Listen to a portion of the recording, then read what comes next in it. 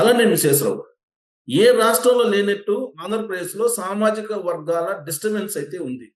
ఆ డిస్టర్బెన్స్ వెనక అసలు ఏం జరుగుతుంది అనే దాని మీద మనం విశ్లేషణ తీసుకునే ప్రయత్నం చేద్దాం. ప్రస్తుతం మన దగ్గర యాదవ సంఘం రాష్ట్ర ప్రధాన కార్యదర్శి, జాతీయ స్థాయిలో యాదవ సంఘంలో కీలకంగా ఉన్నటువంటి లీడర్ ఆంజనేయమూర్తి గారు ఉన్నారు. ఇంటరాక్ట్ అవుతాం. నమస్తే అండి ఆంజనేయమూర్తి గారు. నమస్తే సార్. ఆంధ్రప్రదేశ్లో మిగతా రాష్ట్రాల్లో లేనంతగా అక్కడ కులాలు ఇవన్నీ ఉంటాయి. ఎందుకు ఉంటాయి? కారణం ఏంటి? ఆంధ్రప్రదేశ్ రాజకీయాలు సంవత్సరాల తరబడిగా, దశాబ్దాల తరబడిగా కుల ఆధిపత్యంతోనే పవర్ పాలిటిక్స్ నడుస్తా వస్తున్నాయి. ఫస్ట్ బ్రాహ్మలు, రెడ్లు, ఆ తర్వాత ఎన్టీ రామారావుతోని కమ్మాసు, ఇప్పుడు పవన్ కళ్యాణ్ తోని కాపులు. అంటే రాజకీయ పార్టీ అగ్రనాయకులు కుల ప్రేరిత ఆలోచనల్ని ముసుగులో తీసుకెళ్తూ మా బలం మన కులం అనే విధానాన్ని అంతర్గతంగా ప్రేరేపించడం వల్ల ఈ సమస్య తీవ్రమైన పరిస్థితిని రూపుని దాల్చుతుంది. సో ఇప్పుడు ఆంధ్రప్రదేశ్లో ఏదైనా నేరం జరిగినా లేదంటే ఏదైనా ఇన్సిడెంట్ జరిగినా దానికి కులాన్ని ఆపాదించడం అనేది కరెక్టేనా? కులాన్ని ఆపాదించడం అనేది ఎప్పుడు కూడా కరెక్ట్ కాదండి. ఏ అంశానికైనా కూడా మంచివాళ్ళు కానీ చెడ్డవాళ్ళు కానీ నేరపూరిత ఆలోచనలు కలిగిన వాళ్ళు కానీ సమాజ సేవ చేయాలనుకునే వాళ్ళు కానీ అన్ని కులాల్లో ఉన్నారు. ముఖ్యంగా తెలుగు రాష్ట్రం, ఉమ్మడి రాష్ట్రాన్ని మనం తీసుకుంటే నక్సలైట్ ఉద్యమ రూపకర్తల్లో తీసుకున్న కొండపల్లి సీతారామయ్య చౌదరి, ఆ తర్వాత గణేష్ రెడ్డి, ఇలా అన్ని వర్గాల్లో త్యాగం చేసిన నాయకులు అన్ని సామాజిక వర్గాల్లో ఉన్నారు. ఒక రాజకీయ పార్టీలు మాత్రమే వారి లబ్ధి కోసం కులాన్ని ప్రోత్సహిస్తున్నాయి, కుల పోకడను ముందుకు తీసుకొస్తున్నాయి. మా బలం కులం అనేది వాళ్ళ ఆలోచన విధానము. ఆ విధానాన్ని పైకి ఎన్ని సూక్తులు చెప్పినా అంతర్గతంగా వాళ్ళు తీసుకునే నిర్ణయాలు దానికి తెలియకుండా బానిసలైపోతున్నారు. అందువల్ల కింద స్థాయిలో వద్దనుకున్న గమనింపులో వాళ్ళ మనసుల్లో పోతా ఉంది ఈ ఆలోచన. జరుగుతున్న ఫలిత పరిణామాలు కూడా దాన్ని ధృవీకరిస్తున్నాయి. ఈ పోకడ మారాల్సిన అవసరం అయితే ఇప్పుడు సమాజానికి గట్టిగా ఉంది. ఆధునిక రాజకీయ సమాజం పార్టీలు గుర్తించాలి. ఆధునిక సమాజం ఇప్పుడు ఎంతకంత చదువుకున్నటువంటి వాళ్ళ సంఖ్య పెరుగుతున్నటువంటి రోజుల్లో ఈ కుల పోకడ, కులాలకు సంబంధించిన జాడ్యం ఇదంతా కూడా ఎక్కువ ఇంజెక్ట్ అవుతుంది సమాజంలో, ప్రత్యేకించి ఆంధ్రప్రదేశ్లో. ఇది కేవలం రాజకీయ కోణం నుంచే చూడాలా, లేదంటే సామాజిక ఈ కుల సంఘాల నేతలు వీళ్ళ కోణంలో నుంచి కూడా చూడాలా? సామాజిక కోణంలో ఎప్పుడూ కులం అనేది రకరకాల అంశాలు, చరిత్ర, సమాజంలో పోకడల మీద, చాలా అంశాల మీద ఆధారపడి అది మనలో మిళితమై నడుస్తూ ఉంటదండి. సాంప్రదాయాలు కానీ, పద్ధతులు కానీ, కట్టుబాట్లు కానీ, చరిత్ర చేసిన అన్యాయాలు కానీ, అప్పుడు రాచరిక పోకడలు కానీ, మనువాదాలు కానీ, ఇవన్నీ కూడా సమాజంలో సామాజిక వర్గాల పోకడను, సామాజిక వర్గ ఆలోచనలను ప్రస్ఫుటం చేస్తుంటాయి. రాజకీయ నాయకులు ఏంటంటే వాళ్ళు ఏ అంశంతో మనం లబ్ధి పొందుతామని ఆలోచన చేసి వెతుక్కునేటప్పుడు కార్పొరేట్ వ్యవస్థ వాళ్ళు మనెమ్మటుంటే మన పార్టీకి లాభము లబ్ధి అని ఎలాగైతే ఆలోచిస్తున్నారో అంతకంటే ఎక్కువ సామాజిక వర్గాల చీలికను, సామాజిక వర్గాల మిళితాన్ని, సామాజిక వర్గాలను ఓటు బ్యాంకుగా మార్చుకోవడానికి, గ్రూపులు కట్టించడానికి, లాబీలుగా తయారు చేయడానికి విషపు పోకడలు పోతున్నారు. అలాంటి విషప పోకడలు అనేవి ఇప్పుడు ఈరోజు ప్రకాశం జిల్లాలో మనం మాట్లాడుకోవాల్సిన ప్రధానమైన అంశం ఈలో కూడా ఆ పోకడే తీవ్రమైన పరిణామానికి తీసుకొచ్చింది. ఎలా తీసుకువచ్చింది ఆ పోకడ ఈ పరిణామానికంటే, జరిగింది ఇద్దరు వ్యక్తుల మధ్య ఘర్షణ. ఆ ఇద్దరు వ్యక్తుల మధ్య ఘర్షణకి కులానికి ఏం సంబంధం?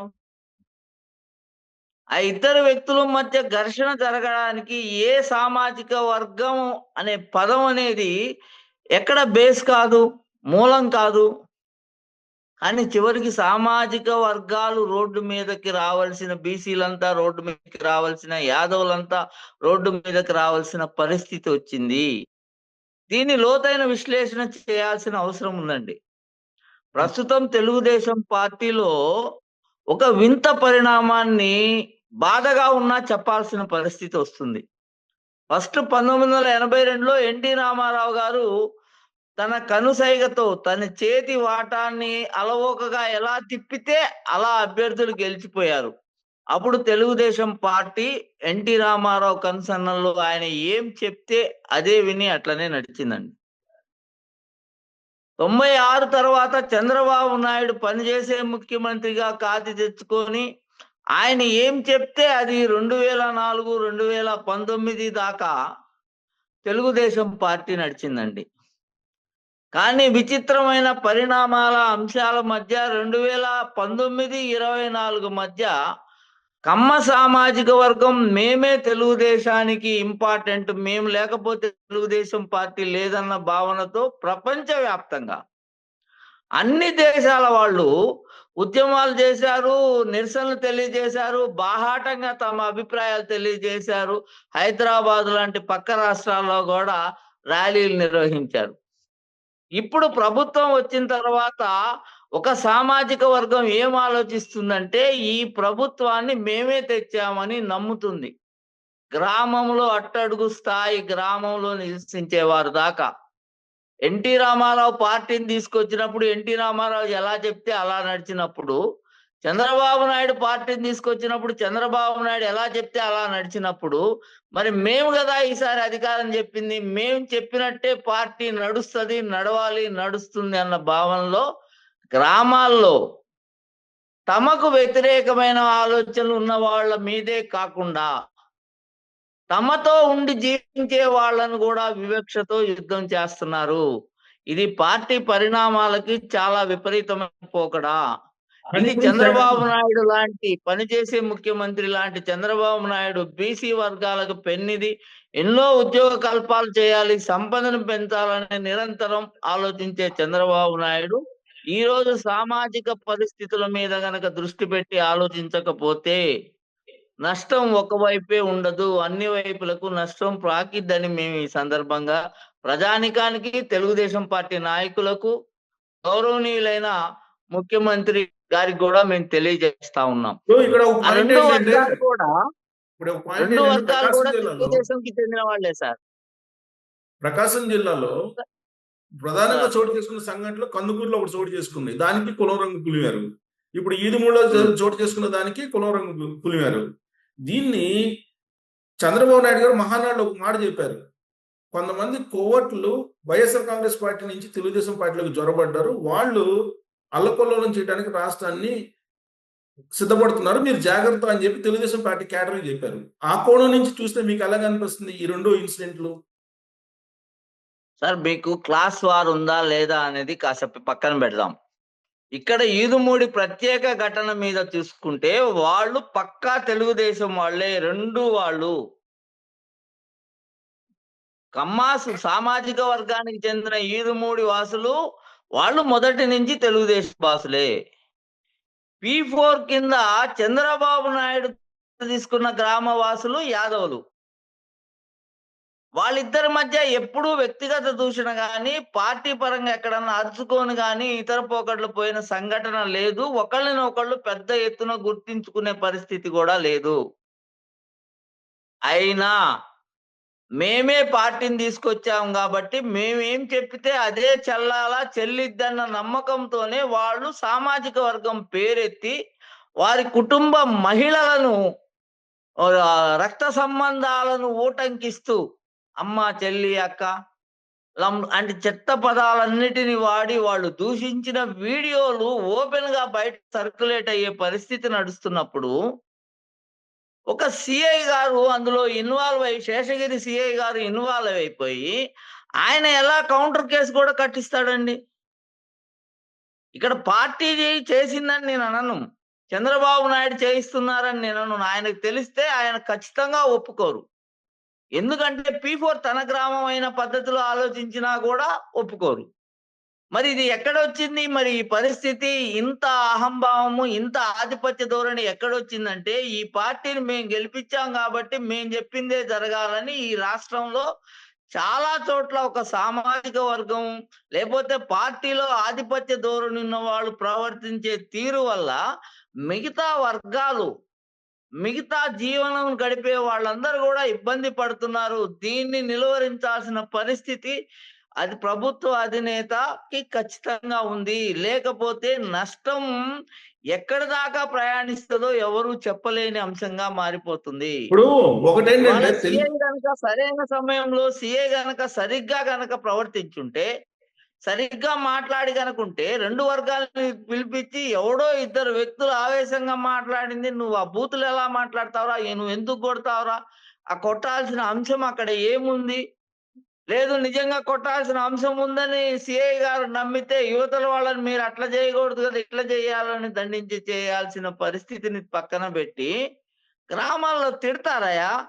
మామూలుగా కుల పేరెత్తుకొని తిట్టుకుంటుంటారు గదా! సహజమే గదా! దాని గురించి ఎందుకు మాట్లాడుతున్నారని మాట్లాడడం జరిగింది. ఇక్కడ ఎస్పీ ఇక్కడ గారు నిన్న ఇప్పుడు ఎక్స్‌లో పెట్టారండి. ఏమని పెట్టారు? హ్మ్. ఇప్పుడు ఇక్కడ ఇది సెన్సిటివ్ ఇష్యూ. చెప్పండి సార్. సెన్సిటివ్ ఇష్యూస్ ఇవన్నీ కులము, మతం, ప్రాంతం అనేది అవును. సెన్సిటివ్ ఇష్యూస్ అనేకం మీరు చూసుంటారు. నేను చూసా. అయితే ఇక్కడ అవును. ఇన్వెస్టిగేషన్ ఆఫీసర్‌ని టార్గెట్ చేసి అతను ఇప్పుడు నిందితులు కమ్మాస్ కాబట్టి, ఆ కమ్మ ఆఫీసర్ ఉండకూడదు అనేటువంటి ఒక అభిప్రాయం రావటం కరెక్టేనా?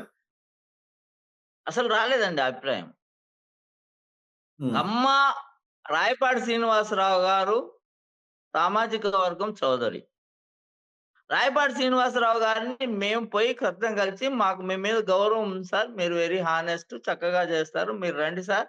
మిమ్మల్ని ఇన్వెస్టిగేటర్‌గా ఆహ్వానిస్తున్నాం అని చెప్పి మా గ్రీవెన్స్ చెప్పమని అడిగారాయన చెప్పాం. ఎందువల్ల ఆయన మారిపోయారో మాకు తెలీదు. దర్శి డీఎస్పీ గారొచ్చారు. ఆయన చక్కగా మాట్లాడారు. మేము ఖచ్చితంగా వాస్తవాన్ని మాత్రమే ప్రతిబింబింపజేస్తాం. ఎవరైతే తప్పు జరిగిందో వాళ్ళని శిక్షించడంలో మా ఒపీనియన్ ఎక్కడ మారదు. ఎస్పీ గారికి మేము పర్సనల్‌గా రిపోర్ట్ చెప్తాము. 2 రోజులులో మీకు మళ్ళా మేము దీని మీద ప్రొసీడింగ్స్ చెప్తామని జెప్పి నిన్న ఆర్‌డీఓ గారొచ్చారు. ఆయన నాయుడే ఆ లెక్కకొస్తే. డీఎస్పీ గారొచ్చారు. ఆయన డీపీఓ ఆయనొచ్చారు. మురళి గారు ఆయన డీపీఓ గారు స్పష్టంగా చెప్పారండి. నేను ఇమ్మీడియేట్‌గా అన్ని పంచాయతీలకి, ఎండీఓలకి నేను ఆర్డర్ పాస్ చేస్తాను. ఎక్కడ గొర్రెలను గ్రామాల్లో రానీయకుండా, కుంటల్లో నీళ్లు రానీయకుండా అడ్డుకునే పరిస్థితిని నేను అంగీకరించను అని చెప్పాడు. మేము ఇక్కడ ఇదే అడుగుతున్నాం సార్ ఇవాళ. గ్రేస్ ల్యాండ్స్ ఎక్కడున్నయి? హ్మ్. ఇప్పుడు బీడు భూములు ఎక్కడున్నయి? కుంట పోరంబోకులు ఎక్కడికి పోయినియి? చెరువు పోరంబోకులు ఎక్కడికి పోయినియి? గ్రామంలో ఉన్న డొంకల వెడల్పు విస్తీర్ణం ఎవరు మింగేశారు? కనెక్టివిటీ రోడ్లన్నీ ఎందుకు ఆక్రమించబడ్డాయి పొలాల మీద? మరి 12,000 మెట్రిక్ టన్నుల మాంసాన్ని విదేశాలకు ఎగుమతి చేస్తూ ఎంతో విదేశీ మారకాన్ని మనకి ఇస్తున్న ఈ వృత్తిని ప్రభుత్వం మేము సబ్సిడీలు ఇస్తాం. ₹1,00,00,000 లోన్ తీసుకోండి. 50,00,000 సబ్సిడీ ఇస్తామని సెంట్రల్ గవర్నమెంట్ మాట్లాడుతున్న పరిస్థితుల్లో ఇంత విధంగా ప్రోత్సహిస్తుంటే అసలు ఇవి ఎలా తిరగాలి గ్రామాల్లో? దీనికి ప్రభుత్వము ఏం చర్యలు తీసుకోవాలనేది మేము నిన్న కలెక్టర్ గారికి స్పష్టంగా చెప్పామండి. ఫారెస్ట్ హ్మ్. డిపార్ట్‌మెంట్ కిందకి గ్రేజింగ్ ల్యాండ్స్ మొత్తం హ్యాండ్ ఓవర్ చేయండి. కుంట పోరంబోకులు, చెరువు పోరంబోకులు, ఈ డొంకల్లో ఉండే ఎక్సెస్ ఇదంతా గూడా మీనా భూములన్నీ గూడా ఆలోచించి ఇదంతా గూడా పశు పోషణదారులంటే యాదవులే కాదు. ఎక్కువ భాగం పశు పోషణకి అలవాటు పడ్డవాళ్ళు, చేసిన వాళ్ళున్నారు గానీ అన్ని కులాల్లో ఉన్నారు. చౌదరీస్‌లో లేరా?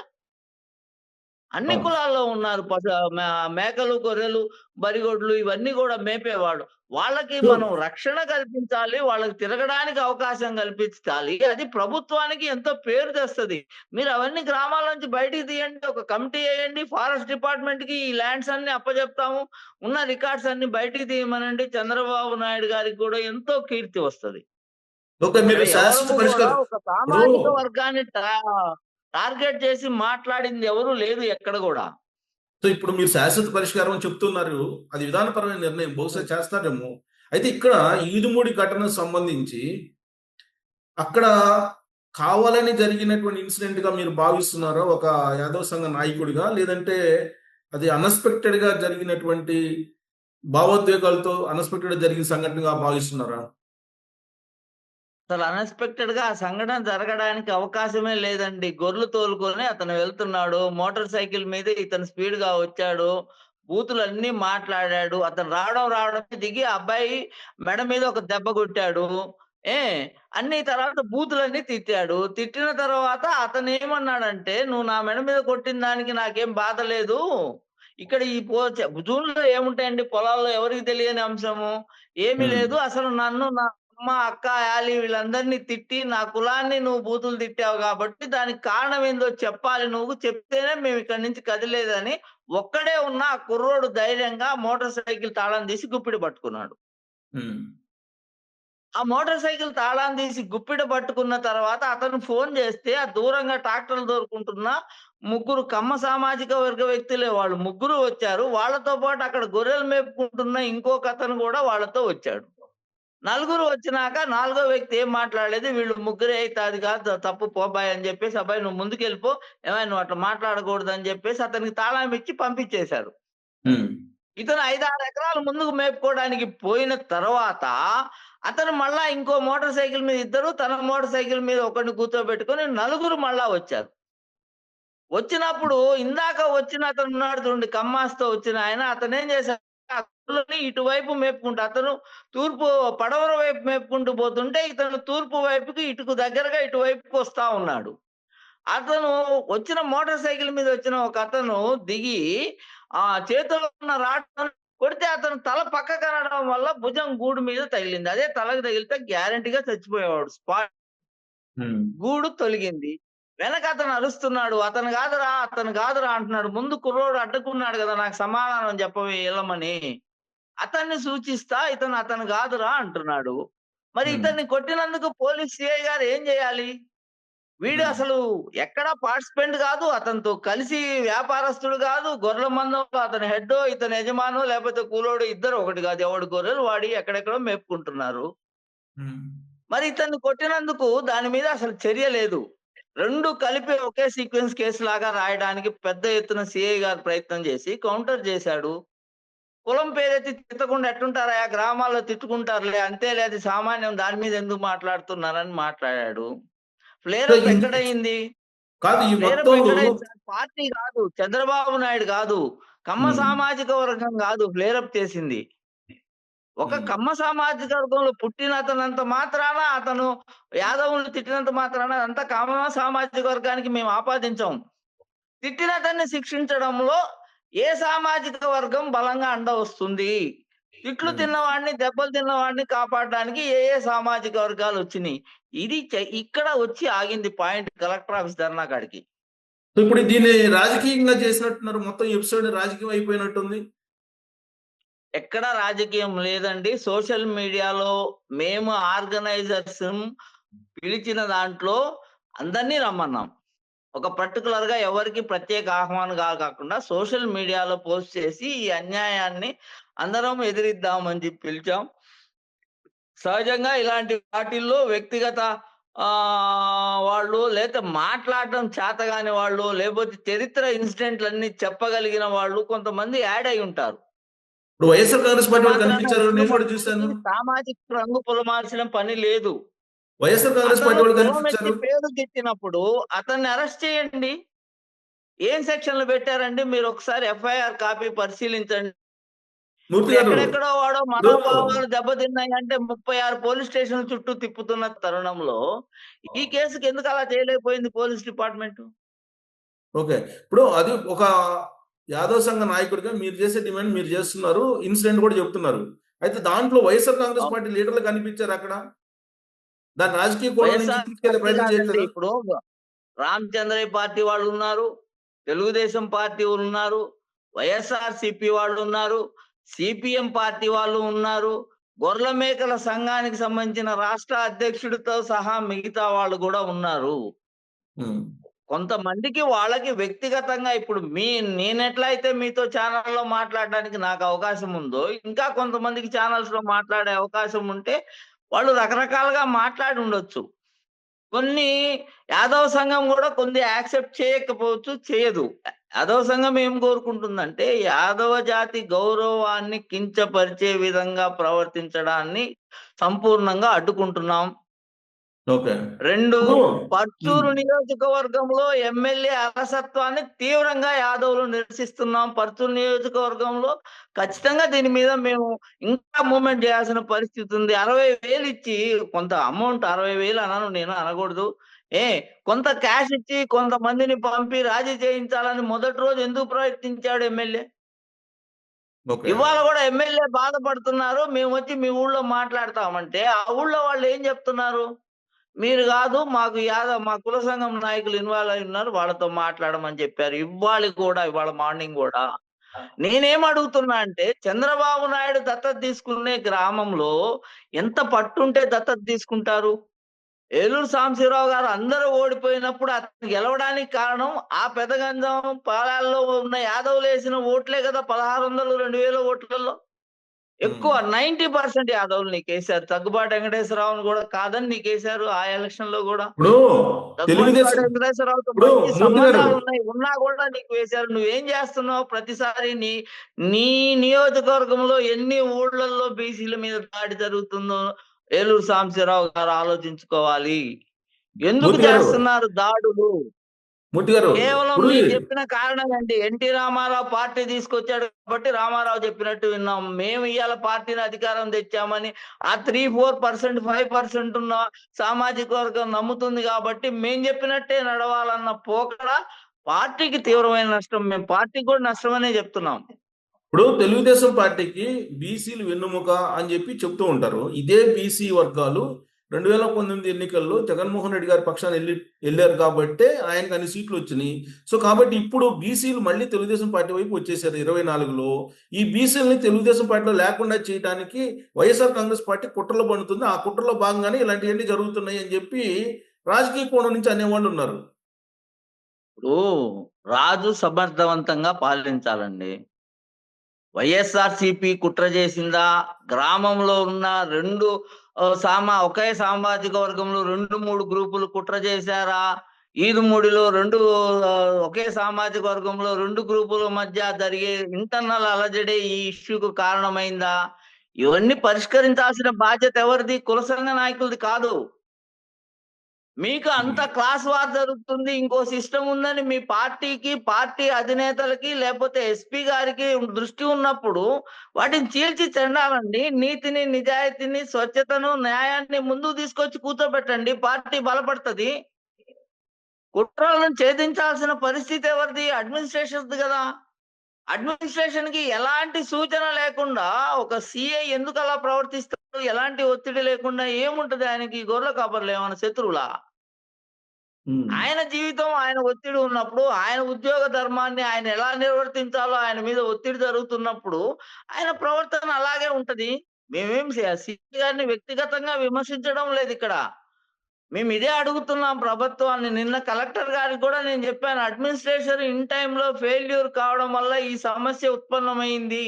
డొంక పోరంబోకులు లేవు, కుంట పోరంబోకులు లేవు, చెరువు పోరంబోకులు లేవు, ఏమీ లేవు. అన్ని ఆక్రమణలు జరిగితే గొర్రెల కాపరులు ఎక్కడ తిరగాలి వీళ్ళు? ఈ 12,000 మెట్రిక్ టన్నుల మాంసం ఉత్పత్తిని బయటికి అమ్ముకుంటూ మేము గొర్రెల వాళ్ళకి సబ్సిడీలు ఇస్తున్నాం, లోన్‌లు ఇస్తున్నాం అని మాట్లాడే ప్రభుత్వ అధినేతలు ఎలాంటి ప్రశ్నలు ముందేసుకోవాలి? మొన్న మొన్న 2024 ఎన్నికల్లో ఒక మేనిఫెస్టో పెట్టారు. మేనిఫెస్టోలో సూపర్ సిక్స్‌ల్లో బీసీ రక్షణ చట్టం అనేది ఒకటి కూడా ఉంది. ఇప్పుడు అది పెడితే అవును. ఇలాంటి సంఘటనలు అడ్డుకోవచ్చా? ఇలాంటి సంఘటనలు పునరావృతం కాకుండా సరిపోతుందా?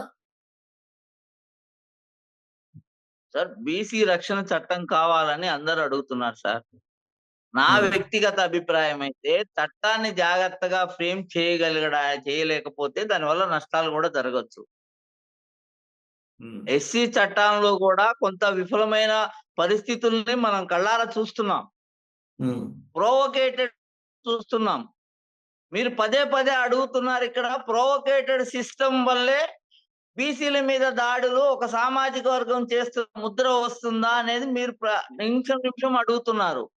అవును. మరి అప్పుడు కాబట్టి ఇవాళ బీసీ రక్షణ చట్టం రావాలా వద్దా, వస్తే ఎలా రావాలి, ఏమేమి జరగాలనేది అదొక పెద్ద డిబేట్. దానికి మేము దాన్ని ఆహ్వానిస్తాం, మాట్లాడదాం.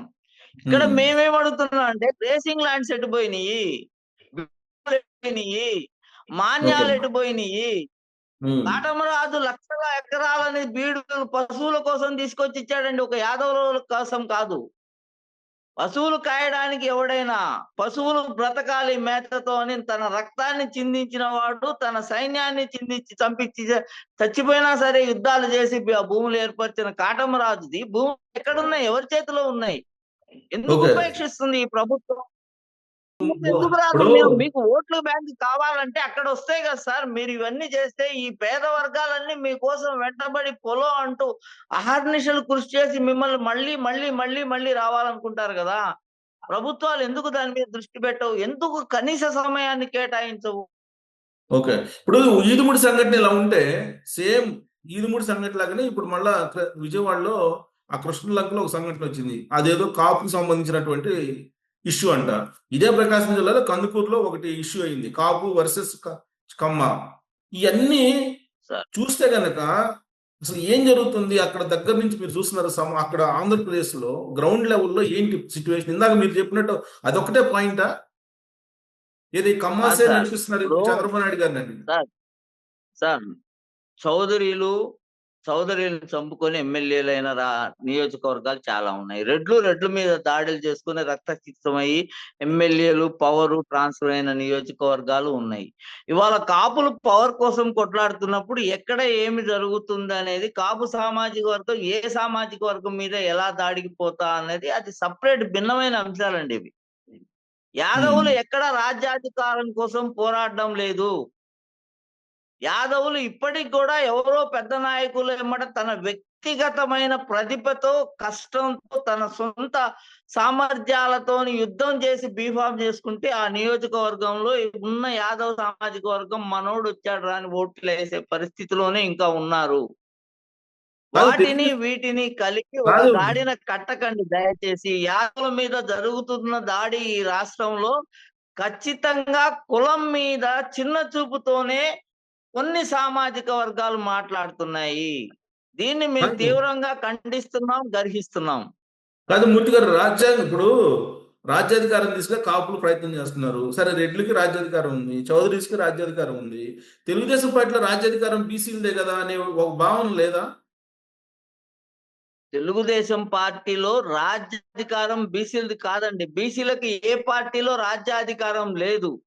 కానీ వాళ్ళు కూడా వాళ్ళకి మన్నన ఇచ్చే పర్సంటేజ్ ఎక్కువ తక్కువలు ఉంటాయి.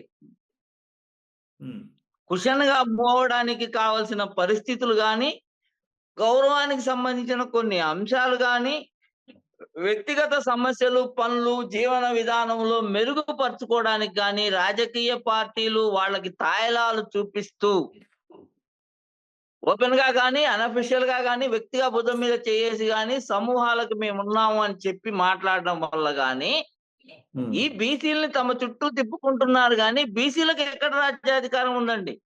ఇప్పుడు ఆంధ్రప్రదేశ్ తెలుగుదేశం పార్టీ అధ్యక్షుడు బీసీలకు రాజ్యాధికారం అంటే ఏంటండి? మూర్తి గారు, తెలుగుదేశం పార్టీ ఏపీ అధ్యక్షుడు బీసీ, రామ్మోహన్ గారు కేంద్ర మంత్రి బీసీ. అవును సార్. ఇప్పుడు మరి ఎట్లెక్క క్యాబినెట్ లో అచ్చెన్నాయుడు బీసీ, తర్వాత క్యాబినెట్ లో సగం కొల్లు రవీంద్ర బీసీ. ఇటు చెప్పుకుంటూ పోతే అనేక మంది బీసీలు ఉన్నారు కదా. 80% బీసీలే కదా తెలుగుదేశం పార్టీలో. అవును అవును అవును సార్. చెప్పండి, మీ ప్రశ్న చెప్పండి. మీరు ఏం కంక్లూడ్ చెప్పాలనుకున్నారో చెప్పండి. కంక్లూడ్ ఏం లేదు. బీసీలకి ఇక రాజ్యాధికారం ప్రత్యేకంగా అవసరం లేదు. మందే అదే అడుగుతున్నాను సార్. సార్ బీసీలు ఒక బీసీ ముఖ్యమంత్రి అవుతేనో, ఒక బీసీ పార్టీ అధ్యక్షుడు అవుతేనో, ఒక బీసీ మినిస్టర్ అవుతేనో బీసీలకు లబ్ధి రాదండి. ఇవాళ 7వ తారీఖు నాడు యుద్ధం జరిగింది, 7వ తారీఖు నాడు ఇన్సిడెంట్ జరిగింది. ఇవాళ 17వ తారీఖు పల్లా శ్రీనివాసరావు టీడీపీ రాష్ట్ర అధ్యక్షుడిగా ఏమి ఆ 2 గ్రామాలు ఎందుకు సందర్శించకూడదు? పార్టీ వ్యవహారమేగా. ఇద్దరు వ్యక్తులు పార్టీకి సంబంధించిన వాళ్ళేగా. పార్టీ రేపు నష్టపోతది కదా. ఇద్దరిని కూర్చోబెట్టి సమన్వయం చేసి, లేదు యాదవుల ఆత్మగౌరవాన్ని భంగం కలగనీయకుండా నేనున్నానని చెప్పి గ్రౌండ్ లోకి వచ్చి నిలబడ్డాడా? అదే కరుడు కట్టిన యాదవ సామాజిక వర్గంలో ఒక కుర్రోడు ఏమంటాడంటే, ఆయన చంద్రబాబు నాయుడు కన్సైగ చేస్తే వస్తాడు, లేకపోతే రాడు అంటాడు. అది వాడి అభిప్రాయం. నిన్న అన్నాడు, నేను తిట్టబోయా. అదేం మాట్లాడతావురా నువ్వు అంటే, అవునన్నా రావాలి కదా. కమ్మాస్కి కమ్మా లీడర్స్ అందరూ ఓపెన్ గా మాట్లాడుతున్నారు కదా. ఇవాళ ఎమ్మెల్యేలు వీళ్ళందరూ చేయకపోతే సీఏకి ఏం పని? సీఏ ఎందుకు మన మీద ఇంత కక్ష? ఎక్కడ పోటీ ఉంది? ఎక్కడుంది ఆయనకి మనకి సంబంధాలు అని అడిగాడు. మరి పల్లా శ్రీనివాసరావు గారు దీనికి సమాధానం చెప్పగలుగుతారా? రేపు పొద్దున కారేసుకొని ఈ 2 గ్రామాలు విజిట్ చేసి పార్టీ వాళ్ళని కూర్చోబెట్టుకోమనండి. కుల సంఘ నాయకులుగా మేము పోం. సమన్వయం చేయమనండి. యాదవుల ఆత్మగౌరవం కోసం నేను ఉన్నానని. ఓకే, ముట్టిగా దీన్ని కంక్లూడ్ చేద్దాం. ఇప్పుడు దీనికి జరిగింది ఇన్సిడెంట్ అయితే జరిగింది, పరిష్కారం ఏంటి? పరిష్కారం ఒక్కటేనండి. ఏ అహంకార మనోభావాలతోని కులాన్నెత్తి వాళ్ళ భార్య, అక్క, చెల్లెళ్ళని బూతులు తిట్టి మిమ్మల్ని చంపేస్తాంరా, కాలువలేసి తొక్కేస్తాంరా. ఇప్పుడు పోలీస్ స్టేషన్ పోయి ఒక కేసు పెడతారనుకోండి, నా చీర లాగారు ఒక సెక్షన్, బ్లేడ్ పెట్టి గీయబోయాడు ఒక సెక్షన్, గొంతు మీద కాలేసి తొక్కాడు ఒక సెక్షన్. మనం రాసిన కంప్లైంట్ మీదే కదా సెక్షన్లు వేసి పెట్టేది. అంత ఓపెన్ గా వీడియోలో భాషా సిస్టమ్ కనబడుతుంటే పోలీస్ స్టేషన్ ఎఫ్ఐఆర్ లో అవన్నీ ఎందుకు పడలేదు? ఆ సెక్షన్లు ఎందుకు పడలేదు? ఎవరు వాళ్ళని అడ్డుకుంటున్నారు? ఎస్ఐని, రైటర్ ని రాయనీయకుండా ఎవరు అడ్డుకుంటున్నారు? ఇప్పుడు పార్టీ కూడా ఆలోచించాలండి. బాబు గారు కూడా ఆలోచించాలి. తన P4 గ్రామంలో పరిస్థితికి ఆయన పల్లా శ్రీనివాసరావు, మీరు చక్కటి ప్రశ్న వేశారు. పల్లా శ్రీనివాసరావు గారు ఖచ్చితంగా రావాలి. 2 గ్రామాలకి వచ్చి తిరిగి వెళ్ళాలి. వాళ్ళందరినీ కూర్చోబెట్టి సమన్వయం చేయండి. కుల సంఘం ఏం దూరి వాళ్ళని ఇంకా పెంచాలని, లబ్ధి పొందాలని ఎక్కడ ప్రయత్నం చేయదు. కులానికి కావాల్సిన అంశం అది కాదు. మూర్తి గారు, ఇప్పుడు అతను ఎవరైతే నిందితుడు ఉన్నారో అతన్ని జైల్లో పెట్టాలనా, లేకపోతే శిక్షించాలి? ఎలా శిక్షించాలని మీరు అనుకుంటున్నారు ఒక యాదవ సంఘ నాయకుడిగా? సార్, మాకు వ్యక్తిగత కోరికలు లేవు. చట్టం ఏమైతే నిర్దేశిస్తుందో, జరిగిన సంఘటన మీద చట్టం ఎలా నిర్దేశించబడిందో ఆ నిర్దేశనకి పూర్తిగా లోబడి ఎస్పీ గారు చర్యలు తీసుకుంటే ఆటోమేటిక్ సబ్సైడ్ అయిపోయేది ఎప్పుడో ఇష్యూ. ఆ రోజు సిఐ గారే చట్టానికి లోబడి కనుక పనిచేసి ఉంటే అసలు ఇంత దూరం ఇష్యూ కాదండి. వాళ్ళ పార్టీ గాని, లేకపోతే ఒక సామాజిక వర్గం గాని, లేకపోతే రాష్ట్రం మొత్తం ఎవరి అవకాశానికి వాళ్ళు మాట్లాడి ఎటు పడితే అటు మలుపుకునే పరిస్థితులు గాని ఉత్పన్నమయ్యాయి కాదు కదా. అడ్మినిస్ట్రేషన్ ఎందుకు ఫెయిల్ అయింది? పొలిటికల్ ఇన్వాల్వ్మెంట్ ఫెయిల్ అయింది. పొలిటికల్ ఇన్వాల్వ్మెంట్ ఎందుకు అయింది? మనకు అధికారం ఇచ్చిన సామాజిక వర్గం అది రోడ్డు మీదకి వచ్చారు, వాళ్ళు ముందు వచ్చారు కాబట్టి వాళ్ళే గెలవాలి. ఇది పద్ధతి. సో ఓవరాల్ గా సరే, ఈ ఇన్సిడెంట్, ఈదుమూడి ఇన్సిడెంట్ గురించి మీరు చెప్పారు. ఓవరాల్ గా స్టేట్ లో కుట్రపూరితంగా కొన్ని ఈ కుల సమూహాలను రెచ్చగొట్టేటువంటి పరిస్థితి కనిపించట్లేదా మీకు కొంతమంది? సార్, నేను అదే చెప్తున్నాను సార్. కులాల్ని రెచ్చగొట్టినా, లేకపోతే ప్రజల ఆస్తులు ఆక్రమించినా, లేదు వర్గాలుగా, గ్రూపులుగా దాడులు చేసి నియంత్రించి ఒక ఓట్ బ్యాంక్ ని క్రియేట్ చేసుకోవాలని ప్రయత్నించినా, వీటన్నిటి బాధ్యత ప్రభుత్వ అధినేత మీదే ఉంటుంది. అతను అడ్మినిస్ట్రేషన్ ని టైట్ చేయాలి, అడ్మినిస్ట్రేషన్ ని కంట్రోల్లోకి తీసుకోవాలి. అడ్మినిస్ట్రేషన్ నిజాయితీగా చక్కగా ఉండగలిగితే ఇవన్నీ ఉత్పన్నమే కావు. అంటే మన అడ్మినిస్ట్రేషన్ కున్న ఆఫీసర్లు అందరూ కూడా ఇన్కాపబులా? కాదు సార్. మీరు 3 అవర్స్ అడ్మినిస్ట్రేషన్ లో ఉన్న నిజాయితీ ఆఫీసర్లు కనుక పవర్ ఇస్తే 3 గంటల్లో ఈ రాష్ట్రంలో ఉన్న సిస్టమ్ ని ఒక గాడికి తీసుకొచ్చి ఒక భయాన్ని క్రియేట్ చేసి నిజాయితీని ముందు నిలబెట్టి చక్కటి సమాజ వాతావరణాన్ని సృష్టించగల మేధావి వర్గాలు, క్యాపబుల్